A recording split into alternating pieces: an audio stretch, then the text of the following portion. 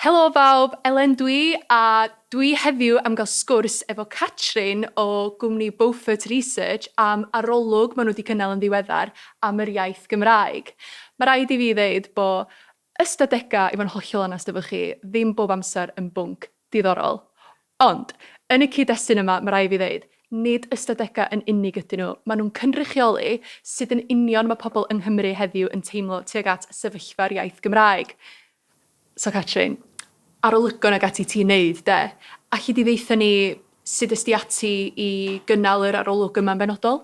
Ia, so arolwg barn ydy hwn, a da ni'n cynnal yr arolwg yma arlein, a wedyn oedden ni wedi holi sampl o 1,000 o bobl. Dwi'n siŵr nes ti ddeud hefyd bod cael sampl o 1,000 yn benodol yn un da iawn hefyd. Ti'n mynd i ddeud pam? Ia, mae sampl o 1,000 o bobl yn golygu bod yr data yn gallu bod reit robust. Wedyn mae'r sample error, dyna da ni'n alw o Saesneg, yn gallu bod yn fach iawn ar sampl o 1,000. Wedyn, dra ni fod yn 95% yn sicr fod y canrannau yma yn adlewyrchu barn pobl yn yr boblogaeth. Cyn i ni ddechrau, be am i ni gael clywed beth sydd gan bobl yng Nghymru i ddeud am ganlyniadau y cwestiwn cyntaf, sef, ydych chi'n meddwl y dylia bob plentyn ddysgu Cymraeg yn yr ysgol? Oh, question that. It's good for them. It's showing them their heritage as well, because we come from Wales, be proud of where you're from. Mae plant ifanc, maen nhw fel sponges yn dyn nhw. We ddim yn siŵr, actually. Achos pan roedd hi'n dysgu Cymraeg, y tad ddim yn gallu siarad Cymraeg, so roedd ddim yn gallu translator either of it. In my opinion, yeah, they're supposed to know Welsh because of our legacy, because of traditions. Dwi'n meddwl ddylai bob un plentyn. Eis cynradd, beth bynnag. Chi'n gwybod fi'r ysbort bod hyn? 10%. 90%? O, 20, 20, 20. O, da iawn, wel, 68. O, right, okay. Sŵb, dyw hwnna ddim yn achel iawn, ydy e? Dim digon achel. Wir. Fabulous. O, diddorol, ty be, ymatab lot fwy cymysg gyda be ni di ddisgwyl. Be ti fel hynna? Ia, na, oedd o'n ddiddorol gweld be o pobl eraill ar y stryd efo i ddeud, lle. Ond ia, yn yr arolwg oedden ni'n gweld bod 78% yn cytuno dylia plant yng Nghymru ddysgu Cymraeg ar ysgol. Ac 20% yn anghytuno. Ia. A dwi'n mynd i fwydro chdi'n rac swan. Dwi eisiau gwybod bob dim. Beth gen ti ddeitha fi am y canran 78% yna? Achos dwi'n meddwl bod o'n ganran reit uchel. Ia, so oedden ni'n gallu gweld bod o'n uchel oedd y mwyafrif ym mhob ar draws bob ardal yng Nghymru a'r gwahanol grwpiau oedran i gyd yn cytuno dylia plant ddysgu Cymraeg yn ysgol.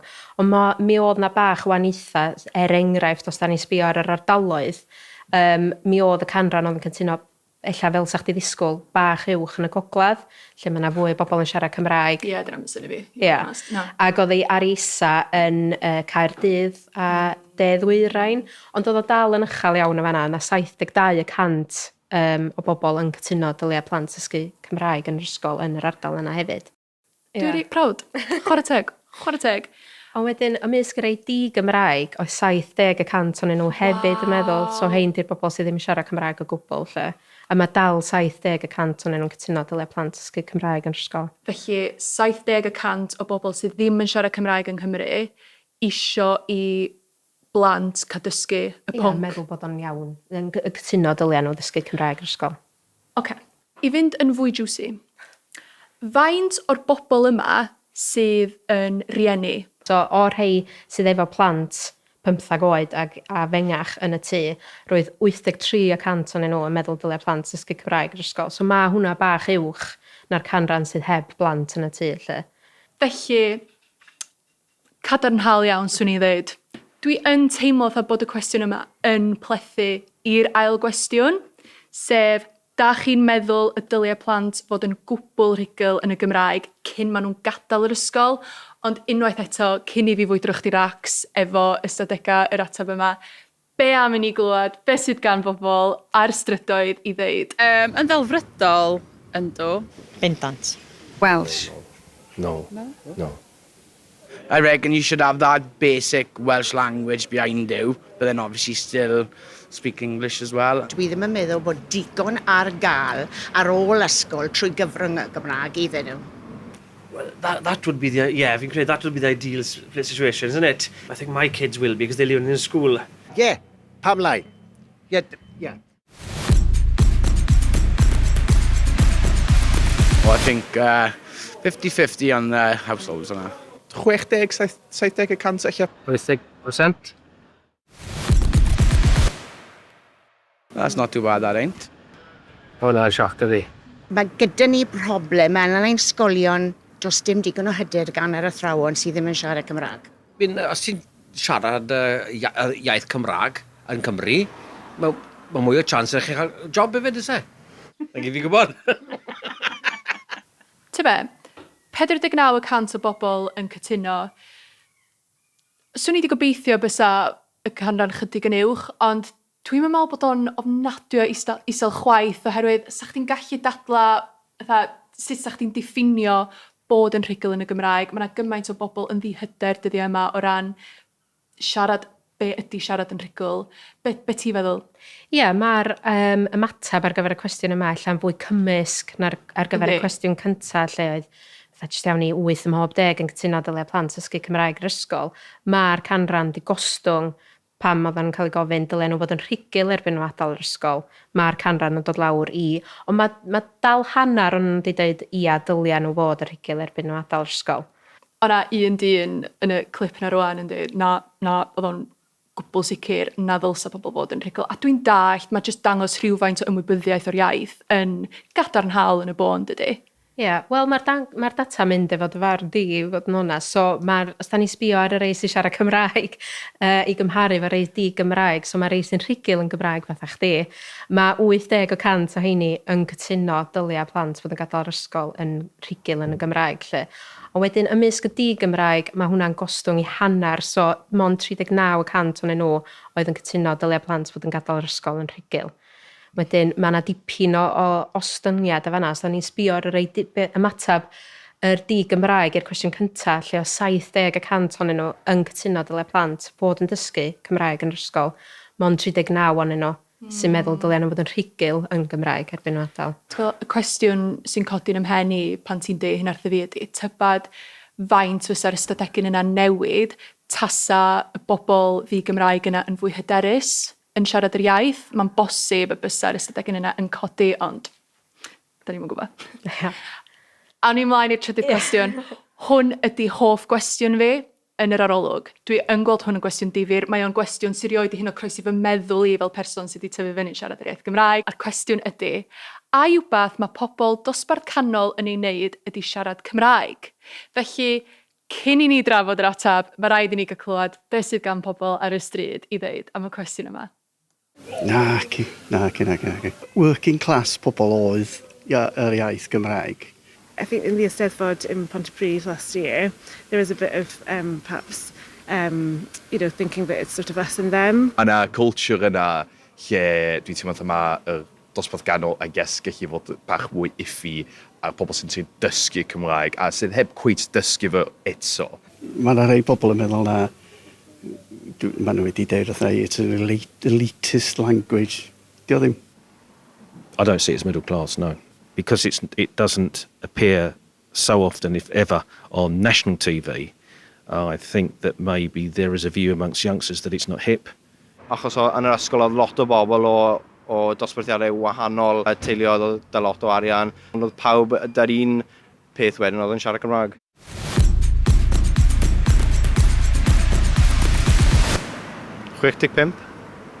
Mwy neu llai. 60%? 30. Ie. O. 30%. 30%. Ie. Dwi'n licio'r ystadegau yna. Mae'n swnio good. It's a way of living. Dyna di iaith cynta lot hon ni. Dwi'n anghytuno efo dyn oedd yn siarad yn y clip yna. Dwi'n meddwl bod siarad Cymraeg yn hip dros ben. So, 30% o bobl yn cytuno bod pobl dosbarth canol sydd yn siarad Cymraeg.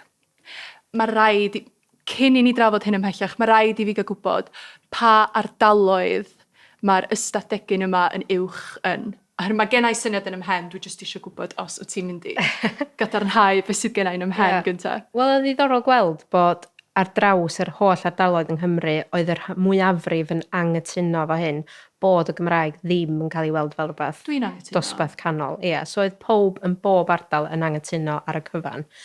Ond mi oedd y canran oedd yn cytuno yn uwch, bach uwch mewn un ardal. Ti eisiau gesio pa ardal o? Dwi yn mynd i ddyfalu Caerdydd. Ti'n iawn. So, yng Nghaerdydd ag yr De-ddwyrain oedd y canran bach yw, so dros 3 o'n nhw yn cytuno, so 37%, so mwy na'r cyfartaledd y fanna, yn cytuno bod siarad Cymraeg yn fel arfer rhywbeth dosbarth canol. Ond, fel ni'n dweud, oedd y mwyafrif dal yn anghytuno hyn oedd yn Gaerdydd a'r De-ddwyrain hefyd. Dwi'n gweld o mor ddiddorol, achos Mae'n rhywbeth sy'n rioed i hyn o croesi fy meddwl i'r blaen, ond o'na gwbl o bobl yn deud yn y clipiau yna rwan, bod na lot fawr o bobl yng Nghymru yn ystyried yr iaith Gymraeg yn elitist. Gai ofyn i chdi, os gen ti ystadegau fanna sy'n cadarnhau faint o bobl sydd yn rhugl yn y Gymraeg sydd yn cytuno neu'n anghytuno? Wel, o hynna ddiddorol hefyd. Felly o 39% o rei sy'n siarad Cymraeg yn rhugl yn cytuno fod y Gymraeg yn rhywbeth mae'r rhan fwyaf bobl dosbarth canol yn dieddol yn neud. Tra oedd yr ei di-Gymraeg yn llai tebygol o gytuno, mond 28% o'n nhw oedd yn cytuno. Ar y nodyn yna, awn ni mlaen i'r 4yd cwestiwn. Reit, Llywodraeth Cymru, da ni'n mynd o wleidyddol i gyd yn fan hyn. Y cwestiwn ydy pobl yn cefnogi bod gan Llywodraeth Cymru darged o gael 1,000,000 o siaradwyr Cymraeg erbyn 2050, sef mewn 25 mlynedd o rwan? I don't think it's realistic for the Welsh Government to think that everyone's going to be full-on Welsh speaking by 2050, was it? Yeah, good luck. Wel, o'n i'n meddwl bod 1,000 yn siarad Cymraeg yng Nghymru. Dwi'n meddwl bod llawer o bethau yn gorfod cael lle cyn disgwyl y rhif na. 1,000,000 o fentyn ar y funud. Anything's possible, math yma nhw'n deud, de. Ynddo, dwi'n cefnogi'r ymgyrch, ond dwi'n just yn meddwl bod o'n ffigwr uchel o ran y nifer ar hyn o bryd. Sa'n gadi bod yn realistic iawn. Will they be willing to do that, though? Yn Swansea, popeth fel na? Na, bydden nhw'n cael y targed na, os bydden nhw wedi codi'r rhifau, mae hwnna'n bositif yn ei hunan yn dweud. Less than 40%. 60%. Na, sy'n clywed o fi. Mae hwnna'n hyfryd i glywed, ydy. Mae'n galon ynddo, ond i feddwl bod cymaint. Ond y peth yw, y ffordd maen nhw'n mynd i gyrraedd na, na beth sy'n becso fi. Fair enough. Well, I'm in that 26% then. I don't think it's realistic. But you never know, life changes. 2050 is a different time now, we've got 25 years. Good luck to them. Lot fawr o ddiffyg ffydd yma na, Catrin. Lot fawr o ddiffyg ffydd. A lot fawr o bobl wedi synnu oherwydd beth gan ni fan hyn ydy 74% o bobl yn cefnogi. Dwi yn meddwl bod pobl yn gefnogol iawn o'r targed, ond diffyg ffydd maen nhw'n ddangos fwy na'n byd, de? Ia'n union. A be oedd y data ddangos ydy? Be oeddan ni'n ofyn os oedd...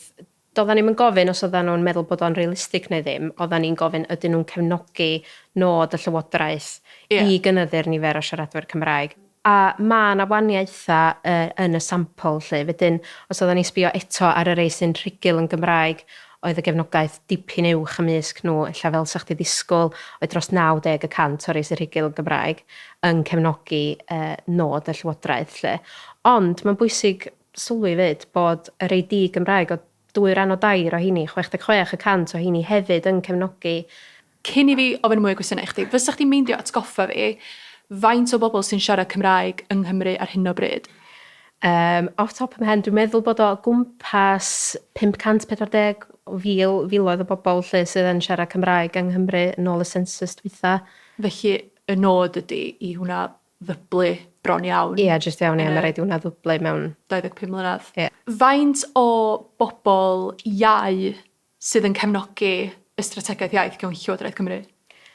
So oedd hwnnw'n uwch na'r cyfartaledd ymysg yr ei fengach, so fel ni'n deud, fatha ni sôn gyna, yr ei 16 i 34 ydy'r grŵp iau, lle. So oedd o ar ei ucha ymysg grŵp yna, a mi oedd o'n dieddol o fynd yn is fel oedd cyfranogwyr yn mynd yn hun. A be oedd y canran ar gyfer y bobl hun? So yr ei 55 ag hun oedd dal 67% ohonyn nhw yn cefnogi, so maen nhw dal, mae'r mwyafrif ohonyn nhw dal yn gefnogol i'r nod yma o gynyddu'r niferoedd o siaradwyr Cymraeg. Felly mae o dal yn gadarnhaol, dydy. A dwi reit falch i fod yn onest, oherwydd dwi yn meddwl bod o'n holl bwysig bod genhedlaeth iau yn fwy cefnogol, oherwydd da ni yn dibynnu yn nhw fwy neu lai i sicrhau y dyfodol a dyfodol yr iaith Gymraeg ar ein rhan ni, sydd yn mynd â ni i'r cwestiwn olaf. A'r cwestiwn olaf ydy, wyt ti'n meddwl y bydd y Gymraeg yn cael ei siarad fel iaith bob dydd mewn 100 mlynedd? Mae hwnna'n gwestiwn dwys. Mae hwnna'n gwestiwn mawr. Ni yma o hyd. Mae di marw allan yn dda. Aberdeen's going to die in a couple of years, so you won't see how many people about speaking Welsh. Mae jyst gymaint o ffactorau allanol does. Mae iaith bydd am yr 100 blwyddyn. I think in 100 years' time, I think it would be perfectly reasonable for everyone to speak the Welsh language fluently, I would have thought. 80. I think there's a high percentage. I think about 60 to 70%. 60%? Optimistic, yes. 100 years' time. Anything can happen in 100 years, do you know what I mean? O, na fe, good. Mae'n dda. Mae'n dda, chwel. Cymru am byth. Cymru am byth. Mae rai fi ddeud bod fi wir yn teimlo'r emosiwn gan y bobl ar y stryd yma. Dwi yn teimlo'r emosiwn, a bod na lot yn fawr o ddiffyg ffydd yna, dwi yn dallt pam bod nhw yn mynegu diffyg ffydd, oherwydd da ni yn byw mewn cymdeithas reit ansicr, yn wleidyddol ar hyn o bryd. Ond te be, y canlyniad, mae dros hanner o hyd yn meddwl i fod yn debygol y bydd yr iaith Gymraeg yn parhau gael ei siarad fel iaith mewn camlynedd. So y cwestiwn yma'n cael ei ofyn i, jyst i fatha weld pam mor ffyddiog ydy pobl, be maen nhw feddwl ydy dyfodol yr iaith, really. A fel o'ch ti'n deud, mae jyst iawn 6 ym mhob 10 yn meddwl fod yr iaith yn mynd i dal gael ei defnyddio i siarad bob dydd mewn camlynedd, ond fydd un o'na ni dal o gwmpas erbyn hynny, so diolch yn beth hawdd i allu atab. Be am o ran grwpiau oedran eto? So mae o gyd reit gyson i fod yn onest ar draws y grwpiau oedran. Yr ei mwyaf synicaidd neu rei lleia optimistig am yr iaith ydy rei hun, so 55 oed a hun, ond mae dal dros hanner o hynny hefyd yn meddwl fyddan ni dal yn siarad o mewn camlynedd. Bod na elfen o ddiffyg ffydd yn canlyniadau canlyniadau'r arolwg yma, ar y cyfan, maen nhw dal yn uchel yn dydy. Oes, gan bod dros hanner o'n nhw yn meddwl fydd yr iaith dal i gael ei siarad, so 6 allan o bob 10 fel o'n i'n deud. Felly, mae dros hanner yn ffyddiog y bydd dyfodol i'r iaith Gymraeg mewn camlynedd, a dwi'n meddwl bod hynna yn ffordd gadarnhaol iawn o gloi y sgwrs yma fy chdi, Catrin. Diolch gymaint am... Diolch am gael fi yma heddiw i rannu. Fan iawn, diolch gymaint am rannu'r ystadegau yma, o mor ddiddorol cael clywed yn union sut mae pobl yng Nghymru heddiw yn teimlo tuag at sefyllfa'r iaith yn y dyfodol agos ac yn y dyfodol pell. Gret, diolch. Dwi'n awyddus iawn i gael clywed sut ydych chi'n teimlo hefyd ar ôl y sgwrs yna, felly rhowch eich sylwadau isod a diolch yn fawr iawn i chi am wylio.